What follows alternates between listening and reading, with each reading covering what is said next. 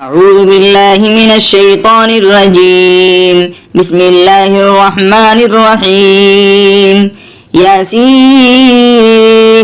والقرآن الحكيم إنك لمن المرسلين على صراط مستقيم تنزيل العزيز الرحيم لتنذر قوما ما أنذر آباؤهم فهم غافلون لقد حق القول على أكثرهم فهم لا يؤمنون إنا جعلنا في أعناقهم أغلالا فهي إلى الأذقان فهم مقمحون وجعلنا من بين أيديهم سدا ومن خلفهم سدا فأغشيناهم فهم لا يبصرون وسواء عليهم أأنذرتهم أم لم تنذرهم لا يؤمنون إنما تنذر من اتبع الذكر وخشي الرحمن بالغيب فبشره بمغفرة وأجر كريم إنا نحن نحيي الموتى ونكتب ما قدموا وآثارهم وكل شيء أحصيناه في إمام مبين واضرب لهم مثلا أصحاب القرية إذ جاءها المرسلون إذ أرسلنا إليهم اثنين فكذبوهما فعززنا بثالث فقالوا إنا إليكم مرسلون قالوا ما أنتم إلا بشر مثلنا وما أنزل الرحمن من شيء إن أنتم إلا تكذبون قالوا ربنا يعلم إنا إليكم لمرسلون وما علينا إلا البلاغ المبين قالوا إنا تطيرنا بكم لئن لم تنتهوا لنرجمنكم وليمسنكم منا عذاب أليم قالوا طائركم معكم إن ذكرتم بل أنتم قوم مسرفون وجاء من أقصى المدينة رجل يسعى قال يا قوم اتبعوا المرسلين اتبعوا من لا يسألكم أجرا وهم مهتدون وما لي لا أعبد الذي فطرني وإليه ترجعون أتخذ من دونه آلهة إن يردني الرحمن بضر لا تغني عني شفاعتهم شيئا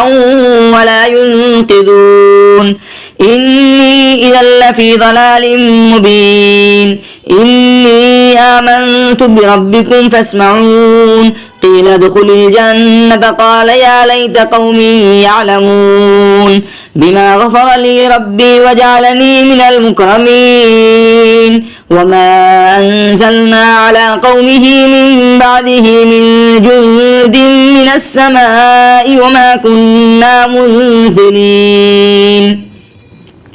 إن كانت إلا صيحة واحدة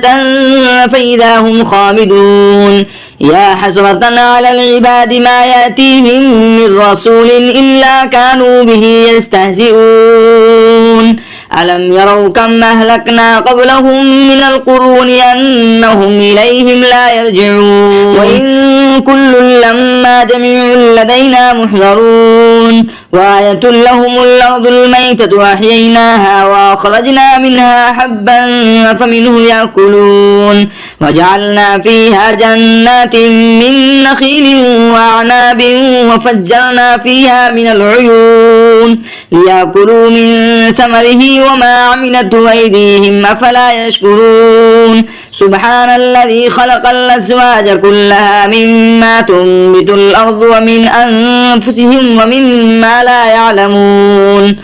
وآية لهم الليل نسلخ منه النهار فإذا هم مظلمون والشمس تجري لمستقر لها ذلك تقدير العزيز العليم والقمر قدرناه منازل حتى عاد كالعرجون القديم لا الشمس ينبغي لها أن تدرك القمر ولا الليل سابق النهار وكل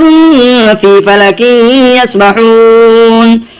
وآية لهم أنا حملنا ذريتهم في الفلك المسحون وخلقنا لهم من مثله ما يركبون وإن نشأ نغرقهم فلا صريخ لهم ولا هم ينقذون إلا رحمة منا ومتاعا إلى حين وإذا قيل لهم اتقوا ما بين أيديكم وما خلفكم لعلكم ترحمون وما تأتيهم من آية من آيات ربهم إلا كانوا عنها معرضين وإذا قيل لهم أنفقوا مما رزقكم الله قال الذين كفروا للذين آمنوا أنطعم من لو يشاء الله أطعمه إن أنتم إلا في ضلال مبين ويقولون متى هذا الوعد إن كنتم صادقين ما ينظرون إلا صيحة واحدة تأخذهم وهم يخصمون فلا يستطيعون توصية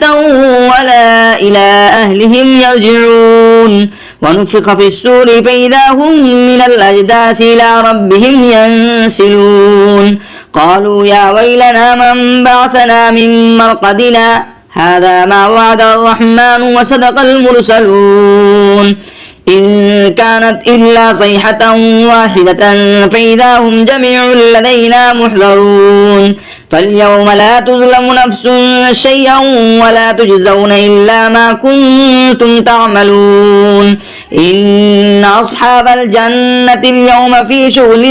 فاكهون هم وأزواجهم في ظلال على الأرائك متكئون لهم فيها فاكهة ولهم ما يدعون سلام قولا من رب رحيم وامتازوا اليوم أيها المجرمون ألم عاهد إليكم يا بني آدم ألا تعبدوا الشيطان إنه لكم عدو مبين وأن اعبدوني هذا صراط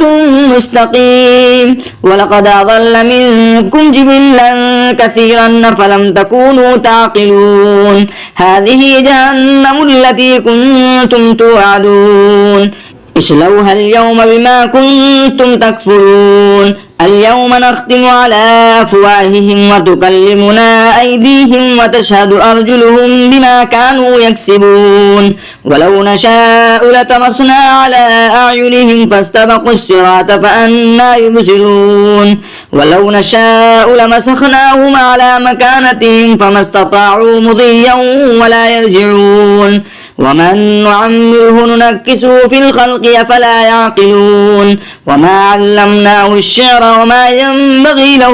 إن هو إلا ذكر وقرآن مبين لينذر من كان حيا ويحق القول على الكافرين أولم يروا أنا خلقنا لهم مما عملت أيدينا أنعاما فهم لها مالكون وظللناها لهم فمنها ركوبهم ومنها يأكلون ولهم فيها منافع ومشارب أفلا يشكرون واتخذوا من دون الله آلهة لعلهم ينصرون لا يستطيعون نصرهم وهم لهم جند محضرون فلا يحزنك قولهم إنا نعلم ما يسرون وما يعلنون أولم ير الإنسان أنا خلقناه من نطفة فإذا هو خصيم مبين وضرب لنا مثلا ونسي خلقه قال من يحيي العظام وهي رميم قل يحييها الذي أنشاها أول مرة وهو بكل خلق عليم الذي جعل لكم من الشجر الأخضر نارا فإذا أنتم منه توقدون أوليس الذي خلق السماوات والأرض بقادر على أن يخلق مثلهم بلى وهو الخلاق العليم إنما أمره إذا أراد شيئا أن يقول له كن فيكون فسبحان الذي بيده ملكوت كل شيء وإليه ترجعون أعوذ بالله من الشيطان الرجيم بسم الله الرحمن الرحيم الرحمن علم القرآن خلق الإنسان علمه البيان الشمس والقمر بحسبان والنجم والشجر يسجدان والسماء رفعها ووضع الميزان ألا تطغوا في الميزان وأقيموا الوزن بالقسط ولا تخسروا الميزان والأرض وضعها للأنام فيها فاكهة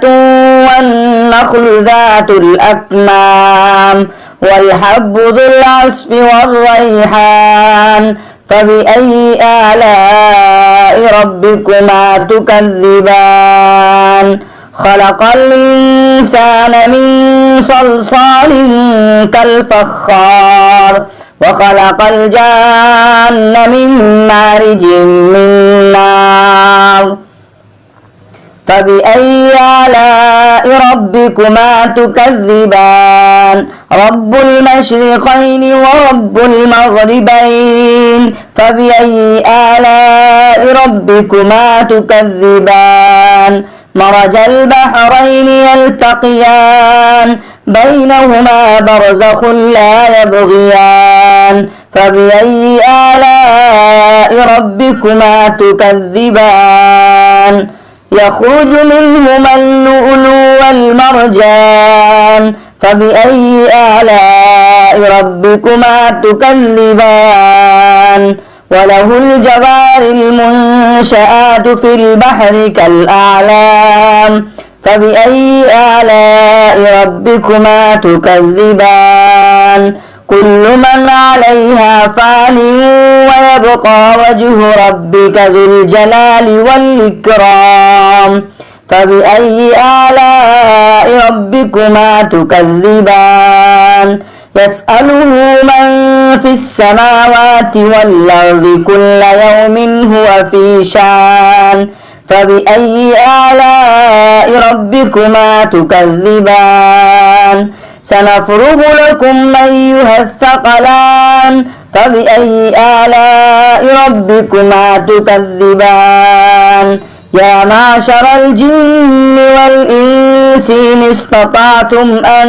تنفذوا من أقطار السماوات والأرض فانفذوا لا تنفذون إلا بسلطان فبأي آلاء ربكما تكذبان يرسل عليكما شواظ من نار ونحاس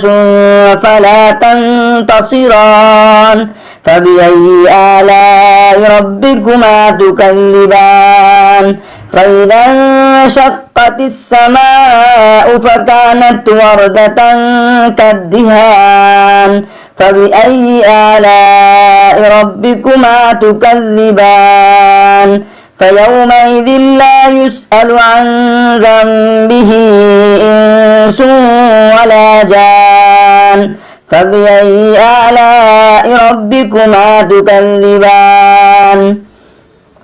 يعرف المجرمون بسيماهم فيؤخذ بالنواصي والأقدام فبأي آلاء ربكما تكذبان هذه جهنم التي يكذب بها المجرمون يطوفون بينها وبين حميم آن فبأي آلاء ربكما تكذبان ولمن خاف مقام ربه جنتان فبأي آلاء ربكما تكذبان ذواتا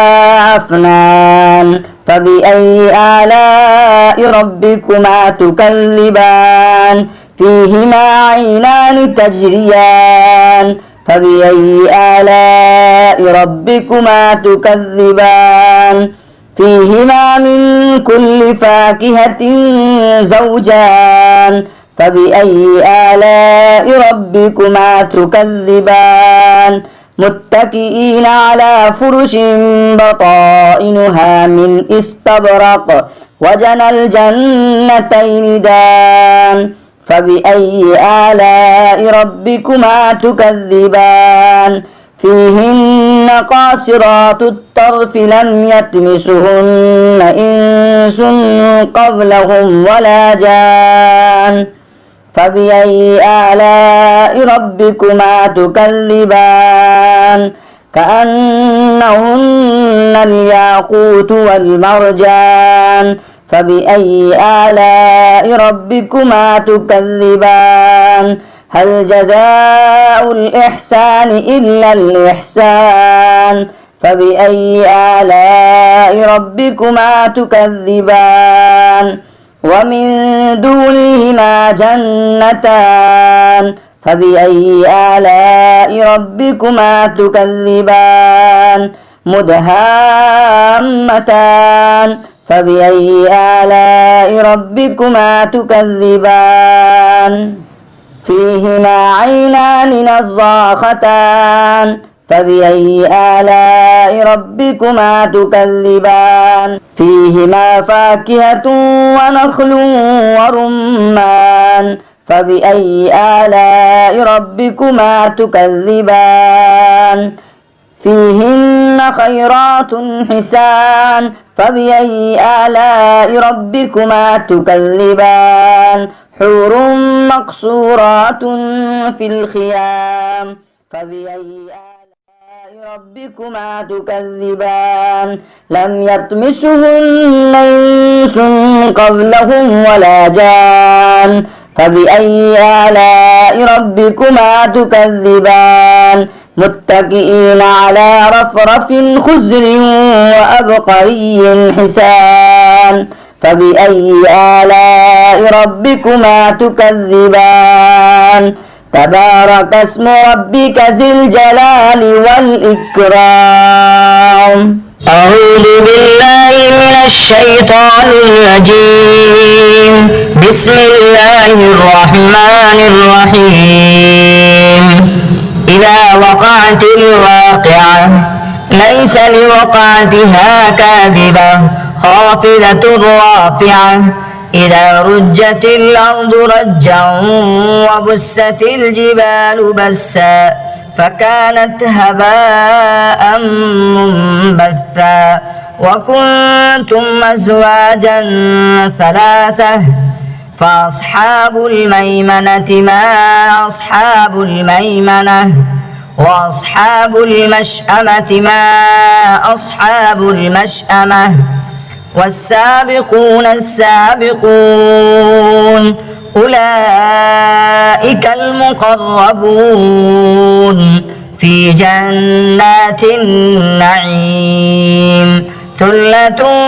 من الأولين وقليل من الآخرين على سرر موضونة متكئين عليها متقابلين يطوف عليهم ولدان مخلدون بأكواب وأباريق وكأس من معين لا يصدعون عنها ولا ينزفون وفاكهة مما يتخيرون ولحم طير مما يشتهون وحور عين كأمثال اللؤلؤ المكنون جزاء بما كانوا يعملون لا يسمعون فيها لغوا ولا تأثيما إلا قيلا سلاما سلاما وأصحاب اليمين ما أصحاب اليمين في سدر مخضود وطلح منضود وظل ممدود وماء مسكوب وفاكهة كثيرة لا مقطوعة ولا ممنوعة وفرش مرفوعة إنا أنشأناهن إنشاء فجعلناهن أبكارا عربا أترابا لأصحاب اليمين الأولين وثلة من الآخرين وأصحاب الشمال ما أصحاب الشمال في سموم وحميم وظل من يحموم لا بارد ولا كريم إنهم كانوا قبل ذلك مترفين وكانوا يصرون على الحنث العظيم وكانوا يقولون إذا متنا وكنا ترابا وعظاما أئنا لمبعوثون أو آباؤنا الأولون قل إن الأولين والآخرين لمجموعون إلى ميقات يوم معلوم ثم إنكم أيها الضالون المكذبون لآكلون من شجر من زقوم فمالئون منها البطون فشاربون عليه من الحميم فشاربون شرب الهيم هذا نزلهم يوم الدين نحن خلقناكم فلولا تصدقون أفرأيتم ما تمنون أنتم تخلقونه أم نحن الخالقون نحن قدرنا بينكم الموت وما نحن بمسبوقين على أن نبدل أمثالكم وننشئكم فيما لا تعلمون ولقد علمتم النشأة الأولى فلولا تذكرون أفرأيتم ما تحرثون أنتم تزرعونه أم نحن الزارعون لو نشاء لجعلناه حطاما فظلتم تفكهون إنا لمغرمون بل نحن محرومون أفرأيتم الماء الذي تشربون أنتم أنزلتموه من المزن أم نحن المنزلون لو نشاء جعلناه أجاجا فلولا تشكرون أفرأيتم النار التي تورون أأنتم أنشأتم شجرتها أم نحن المنشئون نحن جعلناها تذكرة ومتاعا للمقوين فسبح باسم ربك العظيم فلا أقسم بمواقع النجوم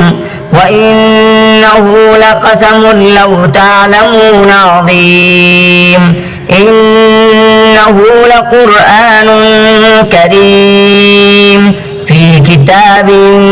مكنون لا يمسه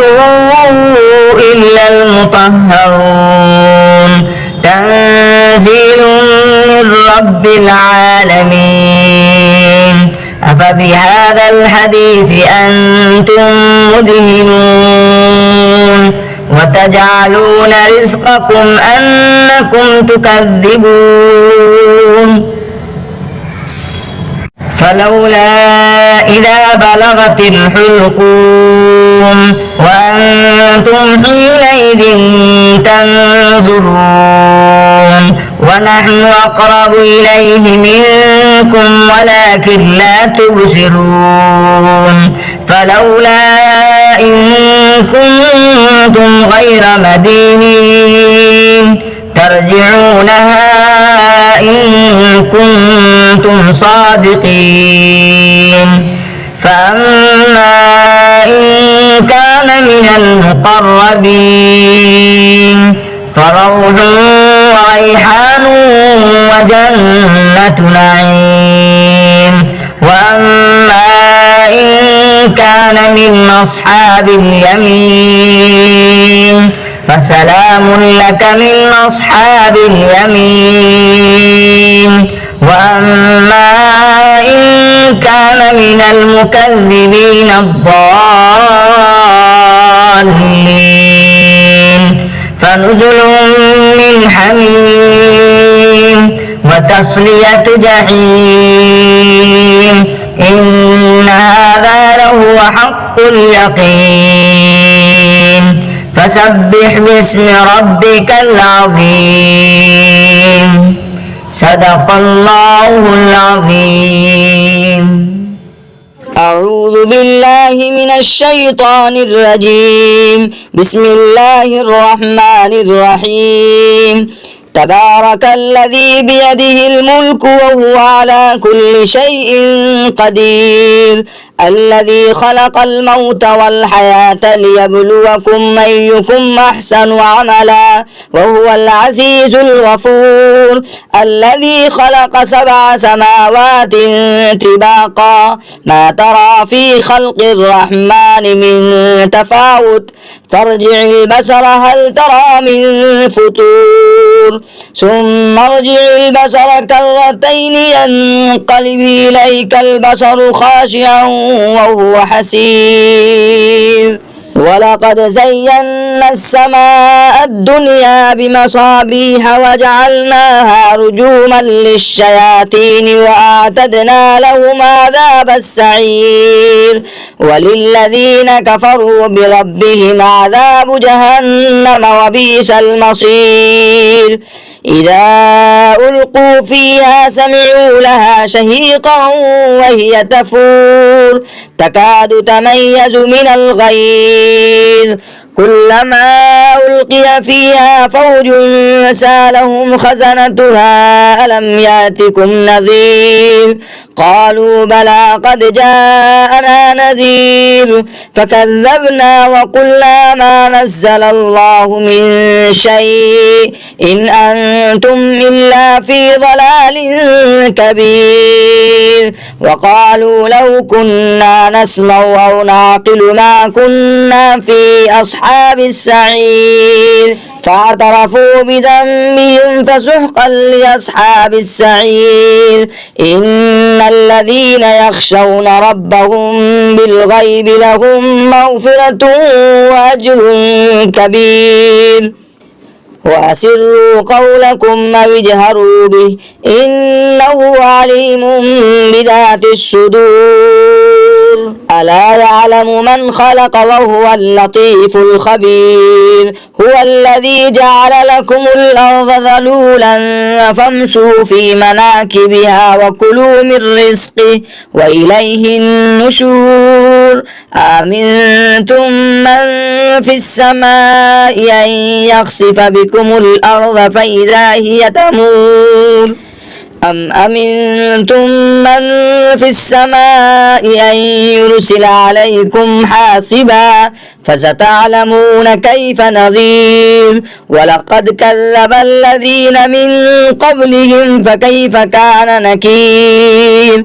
أولم يروا إلى الطير فوقهم صافات ويقبضن ما يمسكهن إلا الرحمن إنه بكل شيء بصير. أمن هذا الذي هو جند لكم ينصركم من دون الرحمن إن الكافرون إلا في غرور. أمن هذا الذي يرزقكم من أمسك رزقه بل لجوا في عتو ونفور. أفمن يمشي مكبا على وجهه يهدى أمن يمشي سويا على صراط مستقيم. قل هو الذي أنشأكم وجعل لكم السمع والأبصار والأفئدة قليلا ما تشكرون. قل هو الذي ذراكم في الأرض وإليه تحشرون ويقولون متى هذا الوعد إن كنتم صادقين قل إنما العلم عند الله وإنما أنا نذير مبين فلما رأوه زلفة سيئت وجوه الذين كفروا وقيل هذا الذي كنتم به تدعون قل أرأيتم من أهلكني الله ومن معي أو رحمنا فمن يجير الكافرين من عذاب أليم قل هو الرحمن آمنا به وعليه توكلنا فستعلمون من هو في ضلال مبين قل أرأيتم إن أصبح ماؤكم غورا فمن يأتيكم بماء